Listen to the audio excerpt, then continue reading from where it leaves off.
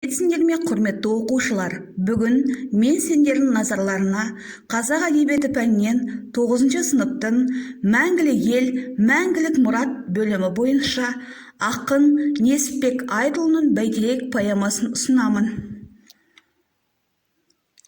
Сабақтың тақырыбына сәйкес оқу мақсаттары: бірінші, әдеби шығармадағы психологизмді анықтау. Екінші, эпикалық, поэтикалық, драмалық мәтіндердегі композициялық амалдарды талдау. Оқу мақсатына бағытталған бағалау критерийі: бірінші, шығармадағы психологизм көрінісін талдайды. Екінші, поэтикалық мәтіндегі композициялық амалдарды талдайды. Енді оқу мақсатына бағытталған тапсырмаларды ұсынамын.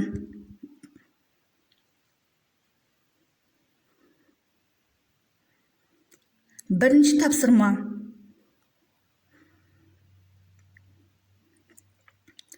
Несіпбек Айтұлының Бәйтерек поэмасын мәнерлеп оқып, мазмұнына назар аударыңыз.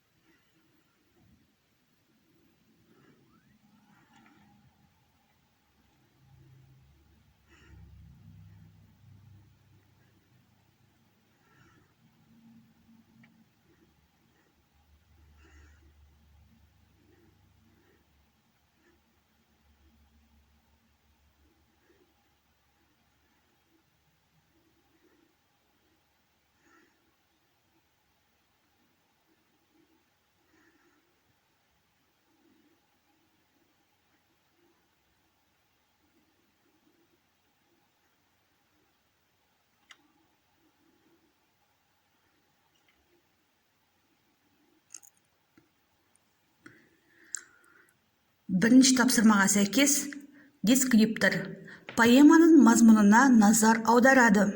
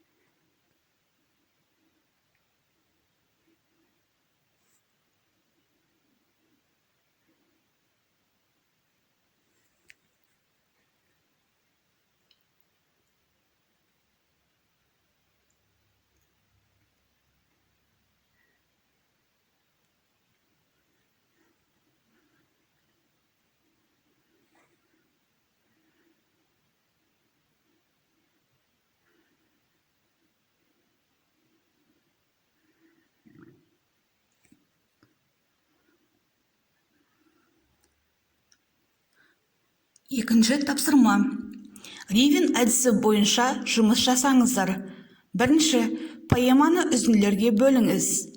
Екінші, үзінділерге жоспар құрыңыз. Үшінші, сөздікпен жұмыс жасаңыз. Үзінді ішінде кездесетін қиын, түсініксіз сөздермен жұмыс жасаңыз. Төртінші, үзіндінің негізгі ойын табыңыз.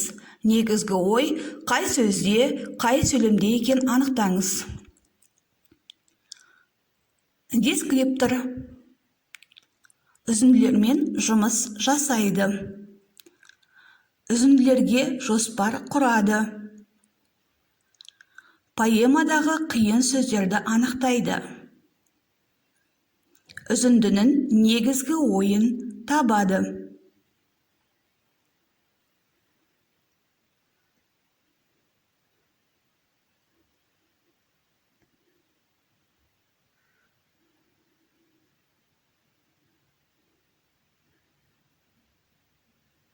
Үшінші тапсырма. Несіпбек Айтұлының «Бәйтерек» поэмасынан авторға тән көңіл күйді анықтаңыз. «Бәйтерек» сөзінің мағынасын ашып талдаңыз.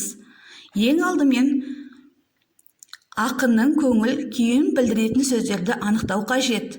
Екінші, ақын пайымдауындағы «Бәйтерек» сөзінің мағынасын анықтайсыңдар. Үшінші, сенің түсінігіндегі «Бәйтерек» сөзінің мағынасын.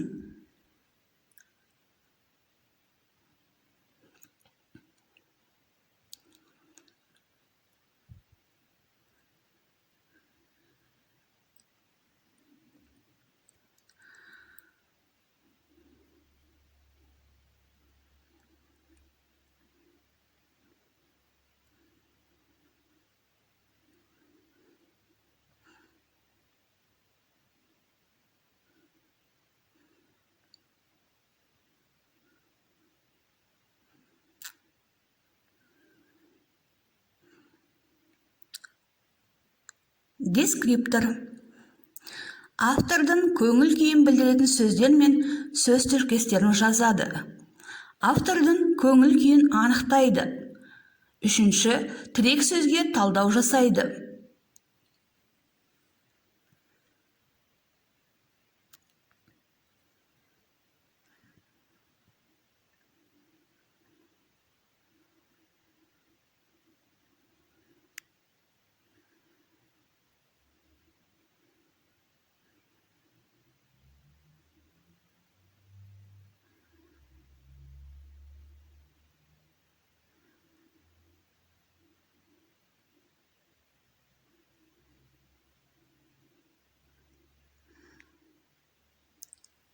Келесі төртінші тапсырмаға назар аударыңдар.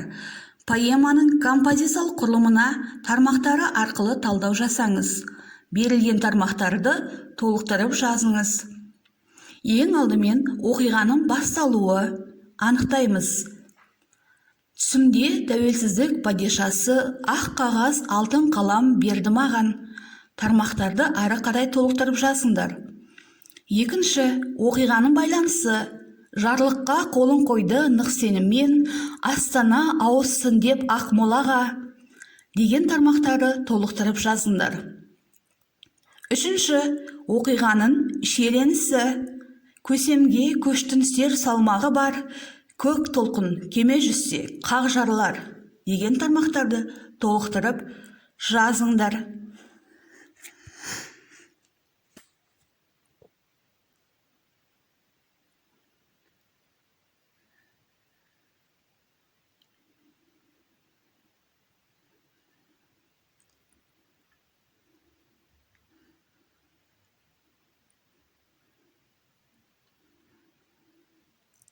Дескриптор.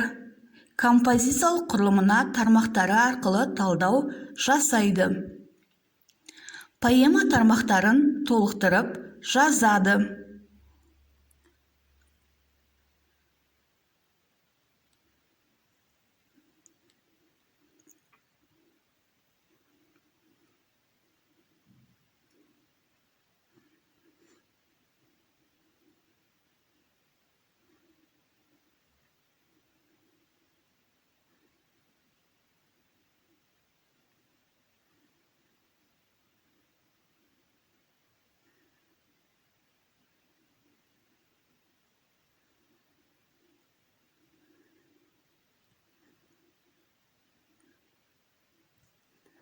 Бүгінгі сабақта әдеби шығармадағы психологизмді анықтау оқу мақсатына сәйкес Несіпбек Айтұлының «Бәйтерек» поэмасынан авторға тән көңіл күйді анықтадық.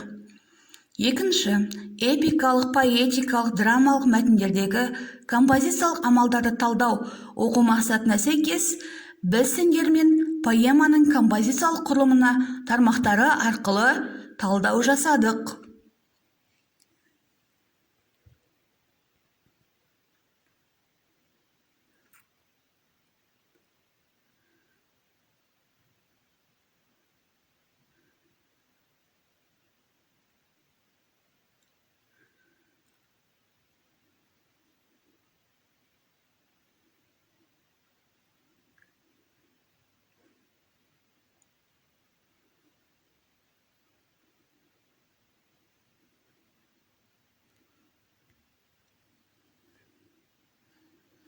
Назарларыңызға рахмет.